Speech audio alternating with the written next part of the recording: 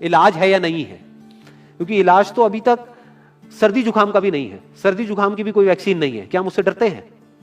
नहीं डरते हैं। क्यों? क्योंकि ज्यादा लोग नहीं मरते हैं। तो सबसे पहले डेथ रेट कैलकुलेट करते हैं कि एग्जैक्टली कितना है।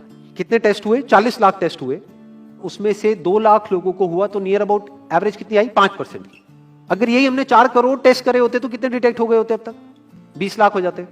40 करोड़ करे होते तो कितने हो जाते? 2 करोड़ हो जाते। टोटल अगर कर लिए होते हमने टेस्ट 130 करोड़ का, तो कितना नंबर निकल करके आ जाता?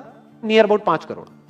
इसका मतलब 5 करोड़ लोगों को या तो आज की डेट में है या हो चुका है। और एक और मजे की बात यह है कि कोरोना में ऐसा नहीं है कि जिसको भी होता है उन सबके सिम्टम्स आते हैं। 80% से ज्यादा जो केसेस होते हैं वो असिम्टोमेटिक होते हैं, उनमें कोई सिम्टम्स नहीं आते हैं। यानी अगर मुझे हो गया है और मैं ठीक भी हो गया हूं तो मुझे पता तक नहीं है। वो तब मुझे पता लगेगा अगर मैं अपने टेस्ट कराऊंगा, जिसको एंटीबॉडी टेस्ट बोलते हैं, और मेरी बॉडी में एंटीबॉडीज मिलेंगी, तब मैं कह सकता हूं कि हाँ मेरे को था और वो ठीक हो गया है। तो अभी अगर हम बेसिक सी कैलकुलेशन करें तो 5 करोड़ निकल करके आ रहा है नंबर। उसमें से डेथ कितनी हुई है? 5,800। तो 5 करोड़ में से 5,800 डेथ हुई है। पहले तो इसको कैलकुलेशन को हमको ठीक करना है।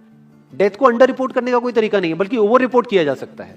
ओवर रिपोर्ट कैसे? फॉर एग्जांपल आपकी बॉडी में टेस्ट हुआ, आपकी बॉडी में मिला कोरोना वायरस, लेकिन आपके अंदर पहले ही बहुत सारी प्रॉब्लम्स चली रही थी, तब भी आपकी किसी ना किसी वजह से डेथ होने ही वाली थी।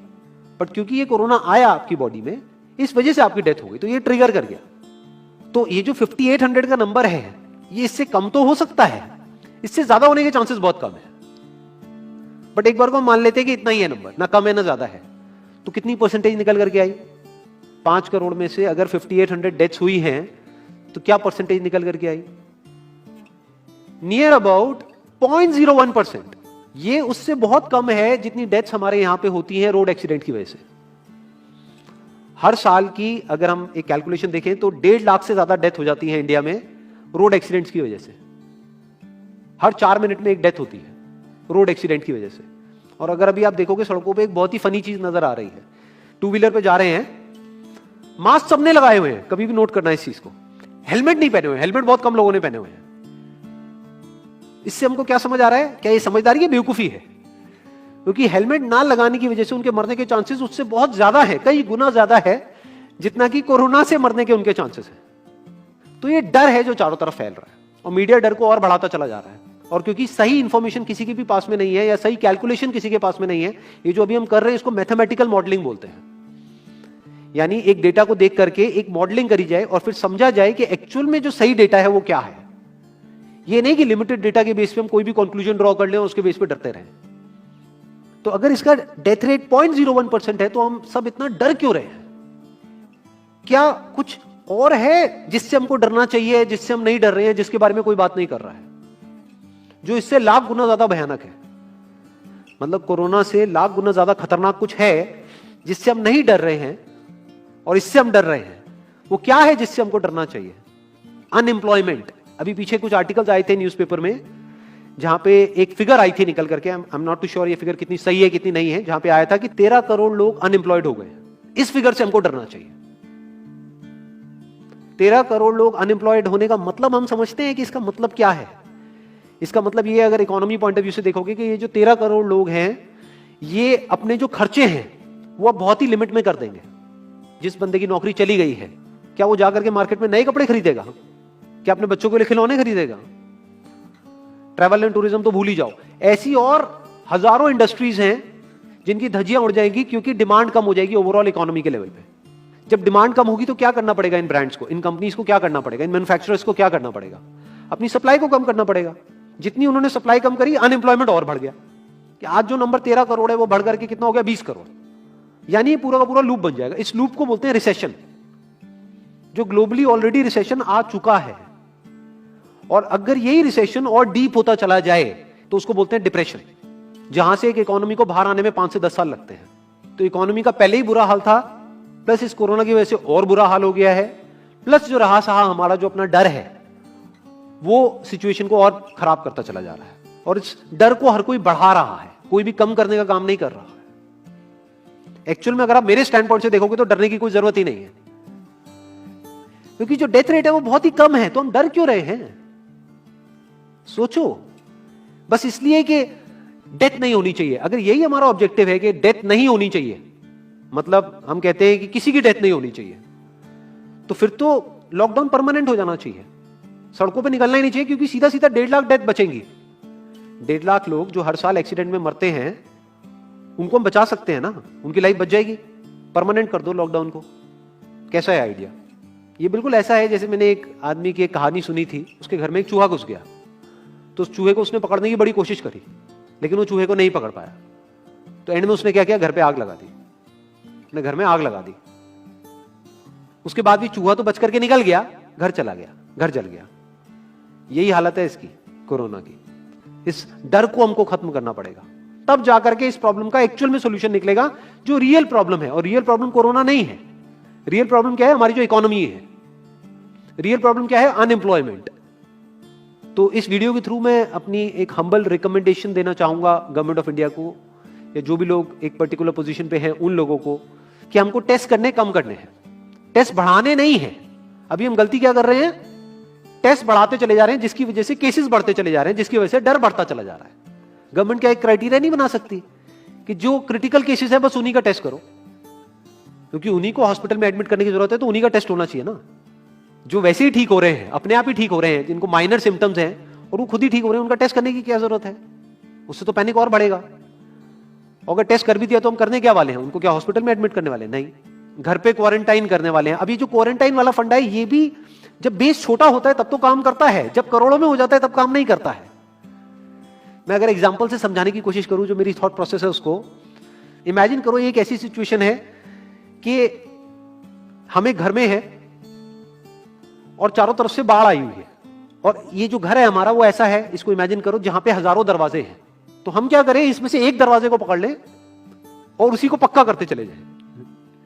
ये है क्वारंटीन, और बाकी के हजारों खुले पड़े हैं। एक को हम पक्का करते चले जा रहे हैं क्योंकि यहां से पानी अंदर नहीं आना चाहिए। इंडिया की पॉपुलेशन क्या है? 130 करोड़। टेस्ट कितने हुए हैं अभी तक? 40 लाख।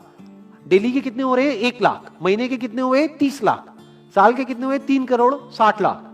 तो यानी कि अगर हमको सबका टेस्ट करना है तो कितने साल लगेंगे? 36 साल।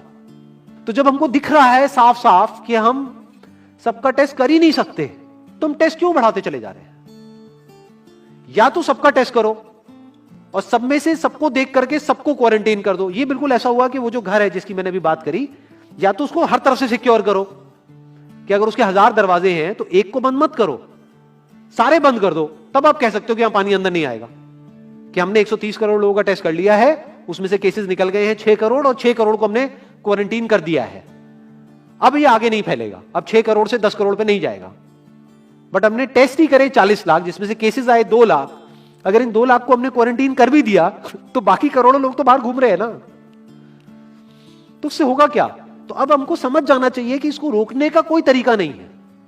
तो अब इसका प्रैक्टिकल सॉल्यूशन क्या है? गवर्नमेंट की तरफ से हमको सिर्फ ये इंफॉर्मेशन चाहिए कि भैया अभी कितने बेड्स ऑक्यूपाइड हैं आपके स्टेट में, और अभी कितने और आपने अरेंजमेंट कर रखा है और कितने और कर सकते हो। अब वो बेड चाहे किसी हॉस्पिटल में हो चाहे किसी होटल में हो। और प्लस ये इंफॉर्मेशन क्यों नहीं जा रही लोगों के पास में कि इतना डरने की जरूरत नहीं है जितना आप डर रहे हो। हाँ ठीक है, प्रिकॉशंस लो, सेफ्टी मेजर्स लो, सोशल डिस्टेंसिंग को मेंटेन करो, लेकिन इतना डरने की जरूरत नहीं है जितना आप लोग डर गए हो, क्योंकि डेथ रेट कम है। ये इंफॉर्मेशन जानी चाहिए अब लोगों के पास में, वक्त आ चुका है। अगर ये नहीं गई तो प्रॉब्लम सॉल्व नहीं होने वाली इकोनॉमी के लेवल पे। कॉन्फिडेंस खत्म हो चुका है, रियलिटी को हमको पहले समझना होगा। अभी प्रॉब्लम क्या हो रही है? हम कह रहे हैं कि हाँ कंस्ट्रक्शन एक्टिविटीज अलाउड है। गवर्नमेंट को क्या लग रहा है? अलाउड बोल करके सारी प्रॉब्लम सॉल्व हो जाएगी। अलाउड तो हो गई, बट मेरे जो फ्रेंड्स हैं जो कंस्ट्रक्शन इंडस्ट्री में हैं, वो बता रहे हैं कि लेबर ही नहीं है, लेबर सारी अपने गांव चली गई है। तो अब कौन कंस्ट्रक्शन करेगा वहां पे? अब ये लेबर चली तो गई है, इसको वापस कैसे बुलाओगे? मीडिया में अगर रोज ये दिखेगा कि केसेस बढ़ रहे हैं, केसेस बढ़ रहे हैं, केसेस बढ़ रहे हैं, वापस आएंगे वो लोग? 1 से लाख नहीं आएंगे। तो उनको मीडिया में क्या दिखना चाहिए, न्यूज में क्या दिखना चाहिए? कि अब ये प्रॉब्लम सॉल्व हो रही है। तो लोगों के अंदर का डर निकलना चाहिए। यानी जो भी मैंने अभी तक कहा, अगर मैं उसको सम अप करूं तो वो क्या है प्रैक्टिकली, अगर पॉइंटर्स में सॉल्यूशन देखा जाए। नंबर 1 मोस्ट इंपॉर्टेंट, टेस्ट धीरे धीरे हमको कम करने हैं, बढ़ाने नहीं है। दिन के 1 लाख टेस्ट हो रहे हैं, मैं ये नहीं कह रहा कि एकदम से 10,000 कर दो, 1 लाख के 90,000 कर दो, एटलीस्ट बढ़ाओ मत। समझ गए? 1 लाख के 1.5 लाख टेस्ट मत करो दिन के, 2 लाख मत करो, क्योंकि तब भी 36 साल लगेंगे पूरा करने में। अगर आपने स्पीड डबल भी कर दी तब भी 18 साल लगेंगे। 18 साल तक तो पता नहीं ये बीमारी कहां होगी, किसी को याद तक नहीं होगा।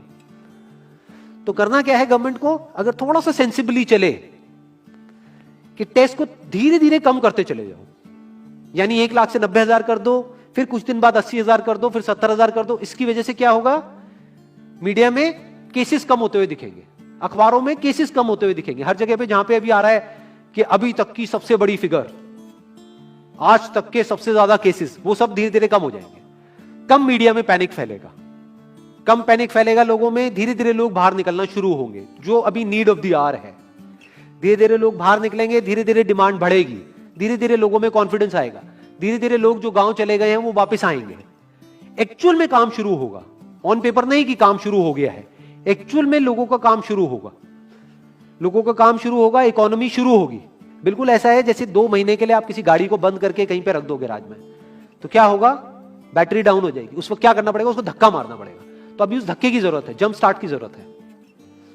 अब जो टाइम है वो डरने का नहीं है, इस डर को खत्म करने का है, क्योंकि कोरोना ने जितने लोगों को नहीं मारा, ये डर मारने वाला है असलियत में। तो अब इस डर को खत्म करने का टाइम आ गया है। अब हम सबको मिलकर के दिमाग ये लगाना है, ये नहीं कि डर को कैसे बढ़ाएं, बल्कि दिमाग ये लगाना है कि डर को कैसे कम करें या खत्म करें, और लोगों के कॉन्फिडेंस को कैसे वापस से लेकर